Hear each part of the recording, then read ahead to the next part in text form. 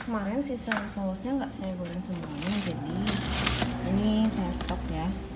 Nah ini bisa di stok di wadahin kontainer gitu atau di vacuum biar lebih awet. Kalau di kulkas bawah ini bisa tahan kira-kira 3-5 hari.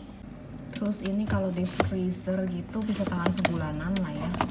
Ini kayak gini tuh, disimpan, nanti kalau itu tinggal digoreng aja.